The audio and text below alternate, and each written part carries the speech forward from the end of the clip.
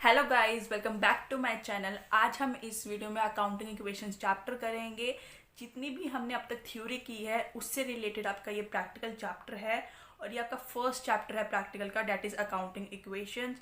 Last video में मैंने ये बोला था कि हम rules of debit and credit करेंगे, बट अब ये टॉपिक हम नेक्स्ट वीडियो में डिस्कस करेंगे। तो चलिए शुरुआत करते हैं।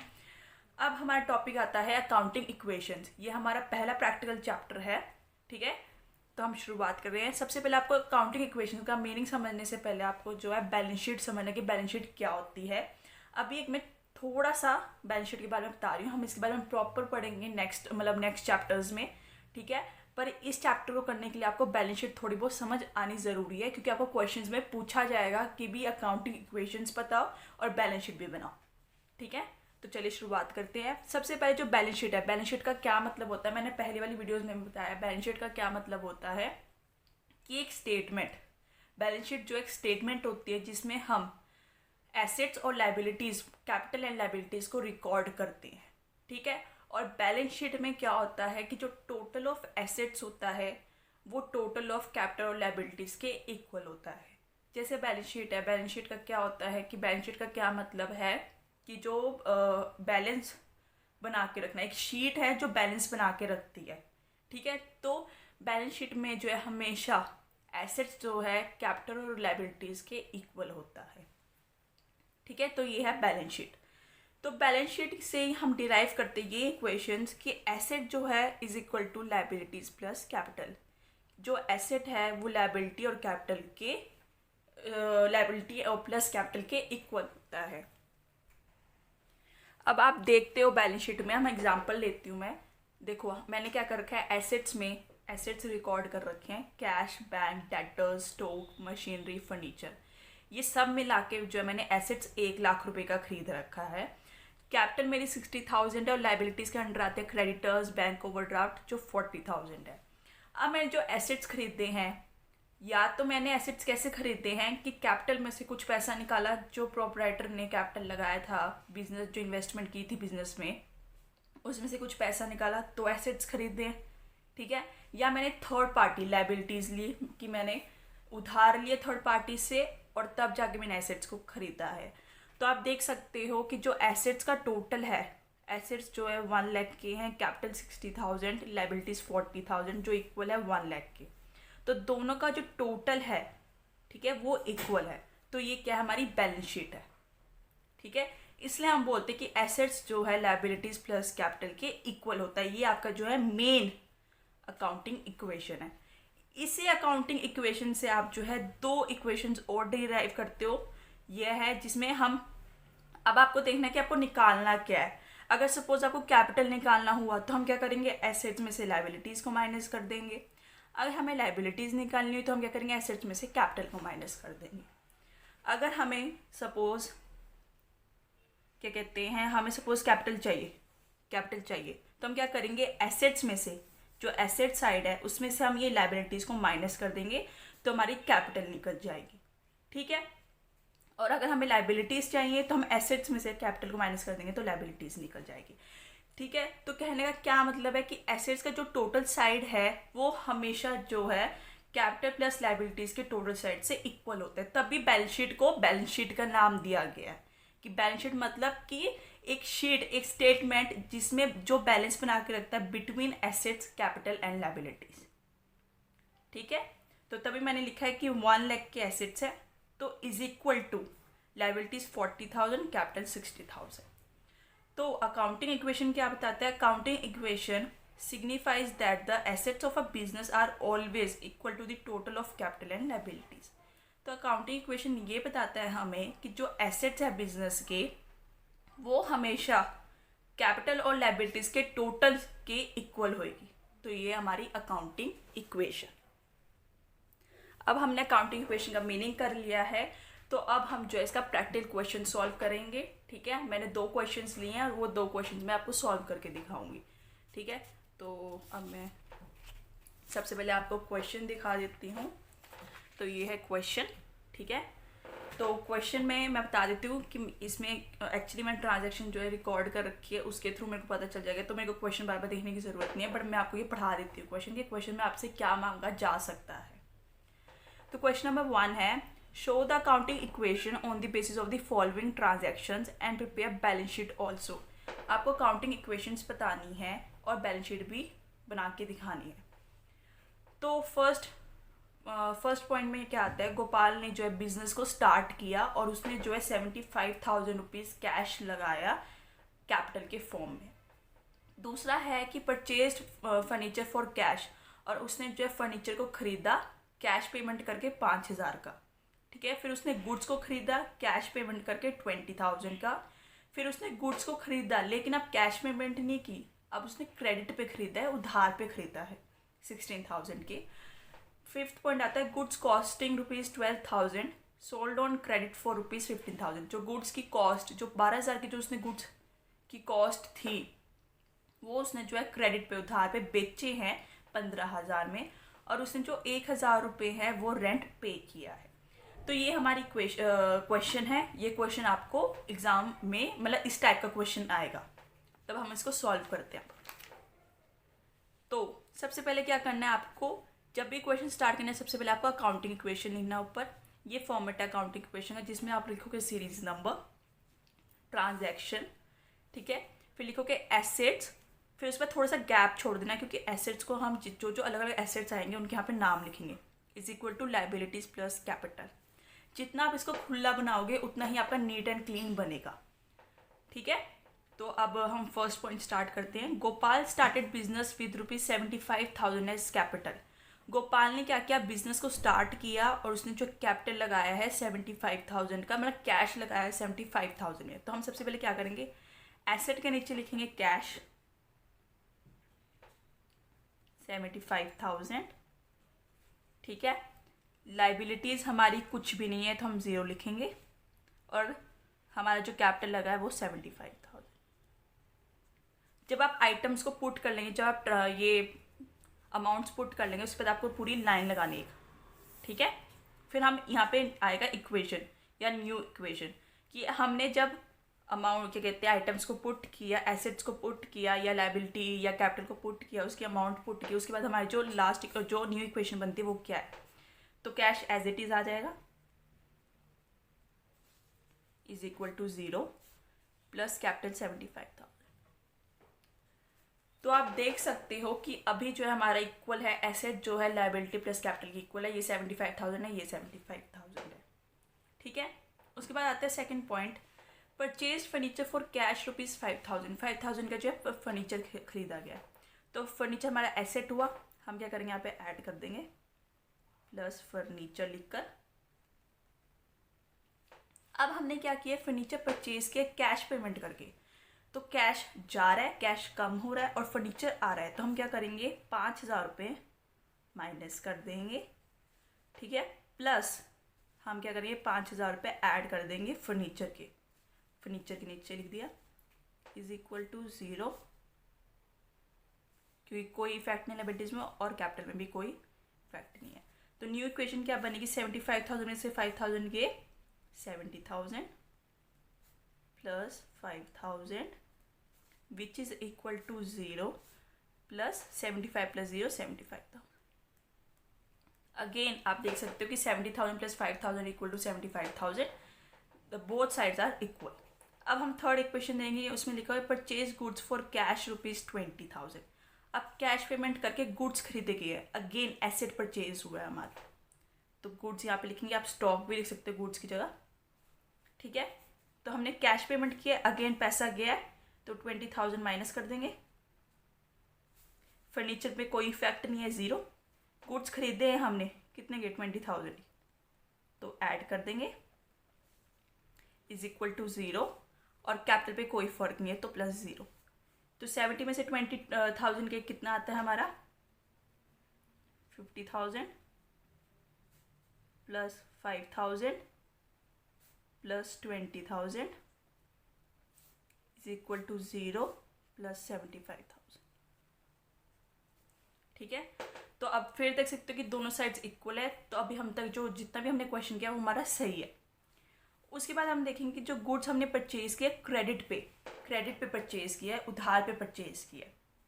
अगर हमने कोई चीज़ उधार पे परचेज की है तो क्रेडिटर्स हमारे बढ़ जाएंगे।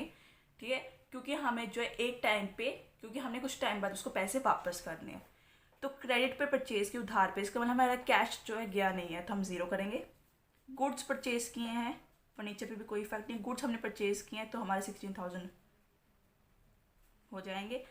अब हम क्या करेंगे, यहाँ पे क्रेडिटर्स लिख दो आप, क्योंकि हमारे अब क्रेडिटर्स बढ़ गए हैं क्योंकि हमने उधार पे खरीदा है।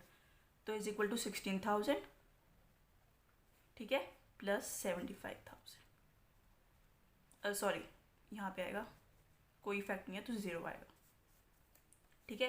तो न्यू इक्वेशन क्या बने हमारी, 50,000 plus 5,000 plus 36,000 which is equal to 16,000 plus 75,000। अब मैं आपको दिखा देती हूँ कि 50,000 प्लस 5,000 प्लस 36,000 ये हुए 91,000 और 16,000 प्लस 75,000 ये भी हुए 91,000, तो हमारा इक्वल रहा। अब ये बहुत ही ज़्यादा इंपॉर्टेंट पॉइंट है, very important point. Goods costing 12,000 हमने जो है क्रेडिट पे बेचे हैं 15,000 के।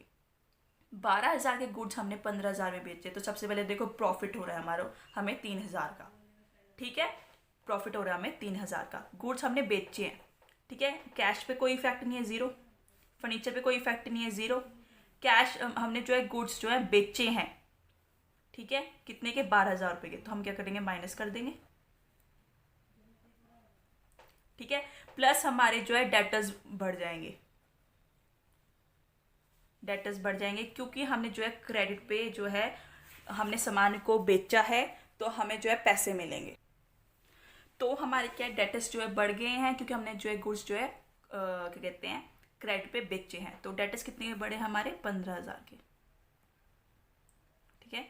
जो हमने सेल की अमाउंट वो आएगा क्योंकि हमें 15,000 पे मिलने हैं, इसलिए हमने डेटर्स 15,000 की करें। क्रेडिटर्स पे कोई इफेक्ट नहीं है, ठीक है। जो प्रॉफिट होता है किसी भी चीज़ का, प्रॉफिट या किसी भी चीज़ का लॉस जो है हम जो है कैपिटल में से प्लस करते हैं, प्रॉफिट होता है प्लस और लॉस होएगा जो माइनस करते हैं। तो हमें 3,000 का प्रॉफिट होता है, ये ऐड कर देंगे। तो हमारी न्यू इक्वेशन क्या बनेगी, 50,000 प्लस 5,000, 36 में से जो हमने 12,000 जो है माइनस कर देंगे, 24,000 plus 15,000 which is equal to 16,000 plus 78,000। Again हम चेक करते हैं, 50,000 प्लस 5,000 प्लस 24,000 प्लस 15,000 94,000 और 16,000 प्लस 78,000 94,000। तो आप देख सकते हो दोनों साइड्स इक्वल है। अगर आप ऐसे एक एक चीज़ आप ठीक कर रहे हो, आपको पता चल जाएगा साथ साथ कि आपका क्वेश्चन गलत है या सही है। अब हमने क्या किया, रेंट पे किया, रेंट पे किया तो हम इसको ज्यूम करेंगे कैश पेमेंट की है, तो 1,000 जो कैश में से माइनस कर देंगे। नो इफेक्ट हेयर, यहाँ पे भी कोई इफेक्ट नहीं है, यहाँ पे भी कोई इफेक्ट नहीं, क्रेडिटर्स पर भी कोई इफेक्ट नहीं है, और कैपिटल में से माइनस हो जाएगा क्योंकि हमने जो एक्सपेंस पे किया है। तो ये हमारी फाइनल इक्वेशन क्या आएगी, 49,000 plus 5,000 plus 24,000 plus 15,000 which is equal to 16,000 plus 77,000। तो ये दोनों साइड से जो है इक्वल, ये फाइनल इक्वेशन बनती है। आपको हर एक मतलब आइटम्स पुट करने के बाद लाइन लगाती जानी है, उसके बाद आपको न्यू इक्वेशन बतानी है, फिर सेकंड पॉइंट लिखना है, ऐसे जो आपका नीट एंड क्लीन आएगा, और लास्ट में आपको फाइनल इक्वेशन बतानी है जो आपकी फाइनल इक्वेशन है। फाइनल इक्वेशन के बेस पर ही आपकी जो है बैलेंस शीट बनेगी। अब हम इस क्वेश्चन में बैलेंस शीट बनाएंगे। हमने जो है ये देखो आप बैलेंस शीट है, सबसे पहला फॉर्मेट क्या लिखना है आपको, बैलेंस शीट ऑफ, जिसकी भी आप बैलेंस शीट बना रहे हो। हमारा जो क्वेश्चन गोपाल का था कि गोपाल की हमें जो है अकाउंटिंग इक्वेशन बतानी थी और बैलेंस शीट, तो balance sheet of Gopal as at dash. हम जो है बैलेंस शीट हमेशा अकाउंटिंग पीरियड के एंड पे बनाते हैं, ठीक है। सपोज मेरा जो है 1 अप्रैल 2019 को स्टार्ट हुआ, जो ईयर है मेरा 31 मार्च 2020 को ख़त्म हो रहा है, तो यहाँ पे मैं 31 मार्च 2020 लिखूँगी, ठीक है। Assets, capital and liabilities. तो तो अब आपको क्या करना है, फाइनल इक्वेशन के बेस पर बनाना है। सबसे पहले आप क्या करोगे, जो भी हमने एसेट्स लिखे थे यहाँ पे कैश, फर्नीचर, गुड्स और डेटर्स, उसको आप एसेट साइड पे लिखोगे, और जो लाइबिलिटीज़ लिखी थी, लाइबिलिटीज़ के अंडर हमने क्रेडिटर्स लिखे थे वो लिखोगे यहाँ पे, और कैपिटल को कैपिटल लिखोगे। तो हम वो लिखते हैं। सबसे पहले हम लिखेंगे कैश, फर्नीचर, गुड्स, डेटर्स। ठीक है, कैपिटल हमारा एज इट इज आ जाएगा, और लाइबिलिटीज का हेड देकर हमने जो लाइबिलिटीज के अंदर क्या लिखना है, क्रेडिटर्स। तो कैश जो है हमारा कितना है, 75,000, सॉरी 49,000। जो फाइनल इक्वेशन है हमारी 49,000 है। फर्नीचर हमारा है 5,000, गुड्स जो है हमारे 24,000, और डेटर्स जो है हमारे 15,000। कैपिटल हमारे है 77,000, और क्रेडिटर्स हमारे 16,000। तो अगेन बैलेंस शीट के अकॉर्डिंग जो है टोटल जो है एसेट्स का हमेशा जो है इसके इक्वल होएगा। तो हम कर लेते हैं 49,000 प्लस 5,000 प्लस 24,000 प्लस 15,000, 93,000। तो 77,000 प्लस 16,000 इज 93,000। तो यहाँ आपका क्वेश्चन जो है कंप्लीट होता है। ठीक है, तो हमने ये काउंटिंग इक्वेशन बनाई, ठीक है, प्रॉपर, जिसमें हमने ट्रांजैक्शंस को पुट किया, फिर आइटम्स को पुट किया। जो एसेट आपका आता जा रहा है उसको आप सेपरेट लिखते जाओ, और जहाँ पे भी आप ये स्पेस देख रहे हो आप इतनी, यहाँ पे जो है आप ज़ीरो लगा दो बेशक, क्योंकि नो इफेक्ट है यहाँ पे। ठीक है, आप यहाँ पे ज़ीरो लगा सकते हो, जो खाली है वहाँ पे ज़ीरो लगा दो। ठीक है, और फाइनल इक्वेशन याद रखना, फाइनल इक्वेशन के बेस पे आपका जो है बैलेंस शीट बनेगा।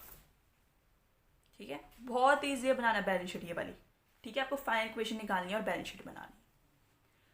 तो पहला क्वेश्चन था हमारा ये। अब हम क्या करेंगे, सेकंड क्वेश्चन करेंगे, सेकंड क्वेश्चन को समझेंगे। सेकंड क्वेश्चन जो है थोड़ा सा डिफिकल्ट है फर्स्ट क्वेश्चन से। ठीक है, तो सेकंड इक्वेशन में हमें जो है अकाउंटिंग इक्वेशन ही बतानी है सिर्फ। बिजनेस जो है स्टार्ट किया है, ठीक है, 50,000 का, और गुड्स भी परचेज किया 20,000 के, मतलब कैश भी लगाया और गुड्स भी लगाए हैं बिजनेस में। बॉट गुड्स फॉर कैश, 15,000 का कैश के थ्रू हमने गुड्स खरीदे, और क्रेडिट के थ्रू उधार में भी हमने जो है 10,000 के गुड्स खरीदे हैं। Goods costing 24,000, sold at a profit of 33, 1/3%, half payment received in cash. हमने जो 24,000 के गुड्स थे वो हमने जो है प्रॉफिट 33, 1/3% के प्रॉफिट पे हमने जो है वो गुड्स बेच दिए, और जो गुड्स हमने बेचे हैं उसकी जो हाफ पेमेंट है हमें कैश में रिसीव हुई है, अभी हाफ पेमेंट रिसीव नहीं हुई है। Fourth point, purchase furniture for office use. Office use के लिए हमने 6,000 रुपीज़ का फर्नीचर परचेज किया, और हाउस होल्ड, सुधीर के हाउस होल्ड यूज़ के लिए 4,000 का। ठीक है, तो ये आपकी काउंटिंग क्वेश्चन, ये थोड़ी सी उस फर्स्ट क्वेश्चन से कंपैरेटिवली थोड़ी सी डिफिकल्ट है। तो हम शुरुआत करते हैं। अगेन फॉर्मेट जो है सेम है बिल्कुल। ठीक है, अब started business with cash ₹50,000 and goods. हमने बिजनेस को स्टार्ट किया तो हमारा कैश भी लगा, हमने इन्वेस्ट किया गुड्स भी। अगेन पहले हम कैश लिखेंगे प्लस गुड्स, और कैश हमने कितना लगाया 50,000, गुड्स हमने लगाया 20,000। ठीक है, लाइबिलिटीज हमने कुछ नहीं लगाया। कैपिटल जो है हमारा टोटल कर लेते हैं इसका, 50,000 प्लस 60,000, 20,000 कितना हुआ 70,000। क्यों? ठीक है, समझ आया कि हमने पहले कैश और गुड्स को दोनों सेपरेट लिखा एसेट्स में, कैपिटल एज अ कैपिटल के फॉर्म में लगाया तो उसका टोटल ही लिख दिया। न्यू इक्वेशन क्या बनी हमारी 50,000 plus 20,000 which is equal to 0 plus 70,000। Next point, bought goods for cash ₹15,000 and on credit for ₹10,000। हमने जो है कैश पे, ठीक है, 50,000 के गुड्स खरीदे, और क्रेडिट पे भी 10,000 के गुड्स खरीदे। सबसे पहले फर्स्ट करेंगे बॉट गुड्स फॉर कैश ₹15,000। 15,000 के गुड्स हमने खरीदे तो माइनस कैश पेमेंट की है, गुड्स खरीदे हैं तो ऐड होंगे, ठीक है, ठीक है। लायबिलिटीज पे कुछ नहीं और कैपिटल एज इट कैपिटल भी इफेक्ट नहीं। अब क्या किया हमने, क्रेडिट पे खरीदे, उधार पे लिए हैं, ठीक है, उधार पे, तो कैश पे कुछ भी नहीं है, +0 कुछ भी नहीं है। गुड्स हमने खरीदे 10,000 के, उधार पे लिए हैं तो क्रेडिटर्स बनते हैं हमारे 10,000, ठीक है, और इस पे कोई इफेक्ट नहीं है। तो अब हम क्या करेंगे, 50,000 में से 15,000 के 50,000 में से 15,000 के 35,000, ठीक है, plus 25 plus 45,000 which is equal to 10,000 plus 70,000। तो आप देख सकते हैं 35 प्लस 45,000 80,000, 70 प्लस 10,000 80,000। आपने क्या करना है, हाफ हाफ कर लो। बॉट गुड्स फॉर कैश ₹15,000, ठीक है, 15,000 के खरीदे, पहले यहाँ तक करेंगे। कैश पेमेंट की तो माइनस हो गया, गुड्स आए हैं और बाकी पे कोई इफेक्ट नहीं। क्रेडिट पे 10,000 के खरीदे तो कैश पे कोई इफेक्ट नहीं, गुड्स हमने लिए हैं क्रेडिट पे लेकिन हमारे क्रेडिटर्स बढ़ गए। नेक्स्ट पॉइंट, ये वेरी इंपॉर्टेंट पॉइंट, ये ध्यान से समझना। Goods costing ₹24,000 sold at a profit of 33 1/3%। सबसे पहले मैं इसको ये कैलकुलेट करना सिखाती हूँ, आपको एक नॉर्मल पेज पे कैलकुलेट करना सिखाती हूँ। 1 second, here we go। Like goods costing ₹24,000, 24,000 के गुड्स थे, हमने क्या किया, उसको प्रॉफिट पे सेल किए हैं 33 1/3%। तो हम क्या करेंगे, जो कॉस्ट पे प्रॉफिट निकलेगा तो 24,000 का हम क्या करेंगे इंटू 33 1/3% हम ऐसे लेते हैं 100/3। बट हम जो है जब ये हमेशा आप याद रखना 33 1/3% दे रखा तो उसे आपको ये 1/3% ही माना है। तो 1/3 करेंगे, इसका तो कितना आता है,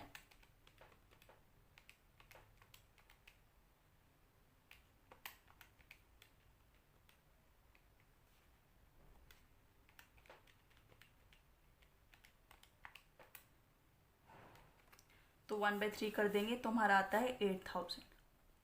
तो हमने ये प्रॉफिट निकलता है हमारा, तो हम क्या करेंगे 24,000 plus 8,000 which is equal to 32,000। हाँ, तो गुड्स थे इतने के, ठीक है, बेचे हमने 32,000 के, 32,000 के बेचे, 24,000 के गुड्स हमने 32,000 में बेचे, ठीक है, और 8,000 का हमें जो हो रहा है प्रॉफिट हो रहा है। ये सोल्ड करें और ये कॉस्ट थे, ठीक है। अब 32,000 में से उन्होंने क्या किया, हाफ पेमेंट जो है उसको उनको कैश रिसीव हुआ है, हाफ पेमेंट जो है इसका उनको कैश रिसीव हुआ है और हाफ पेमेंट उनको रिसीव होना है, इसलिए हमें डेटर्स कर देंगे उसका 16,000। अगेन ये पॉइंट समझाती है, गुड्स जो थे हमारे 24,000 के थे, हमने उसको प्रॉफिट पे सेल किया, प्रॉफिट हमारा इतना था। हमेशा याद रखना अगर ये परसेंटेज होते तो 1/3 ही हम कंसिडर करते हैं। 24,000 का 1/3 किया, 8,000 प्रॉफिट है, हम कॉस्ट में ऐड कर देंगे तो हमारी सेल प्राइस निकल गई 32,000। इतने का हमने सेल किया, इतने का हमारा प्रॉफिट था, इतने की हमारी कॉस्ट थी। अब उन्होंने बोला कि जो हमने सेल किया है उसमें हमें जो है हाफ पेमेंट रिसीव हुई है कैश में और हाफ पेमेंट अब तक रिसीव नहीं हुआ है, तो हम इसको ऑब्वियसली मान लेंगे कि ये डेटर्स है हमारे, हमें पैसा आना अभी। अब इस बेसिस पे हम जो है क्वेश्चन को करेंगे। हमने क्या किया है 24,000 के गुड्स जो है सबसे पहले सेल किए हैं, कॉस्ट गुड्स जो है हम माइनस कर देंगे 24,000 के, ठीक है। अब कैश हमें कितना आया है 16,000 का, ये ऐड कर देंगे, एक एक चीज़ करेंगे अब, ठीक है। डेटर्स भी हम ऐड कर देंगे यहाँ पे डेटर्स, क्योंकि हमें 16,000 के डेटर्स बन गए हमारे, ठीक है। कैश पेमेंट हुई, हमने 24,000 कर दिया। अब उसके बाद जो प्रॉफिट है 8,000 का, इस पर कोई इफेक्ट नहीं है, प्रॉफिट हमेशा ऐड होता है, ये 8,000, ठीक है। तो हमारी इक्वेशन क्या बने 35,000 प्लस 16,000 इज इक्वल टू 51,000 और हमने जो है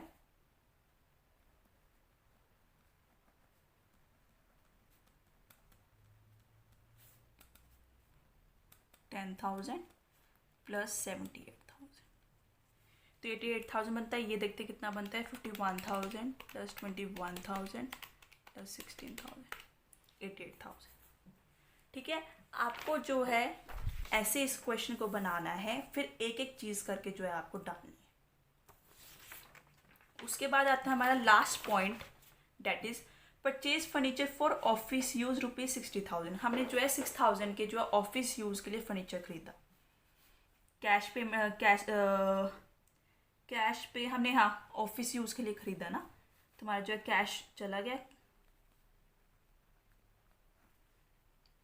ठीक है, फर्नीचर हमने खरीदा है, गुड्स पे कोई इफेक्ट नहीं, डेटर्स पे भी कोई इफेक्ट नहीं, फर्नीचर हमने खरीदा है तो ऐड हो जाएगा। ठीक है, फर्नीचर हमने खरीदा है, कितना खरीदा है फर्नीचर, 6,000 हमने फर्नीचर खरीदा है। ठीक है, और क्या कहते हैं, हमने क्या किया है, इस पे कोई इफेक्ट नहीं आएगा और कैपिटल पे भी कोई इफेक्ट।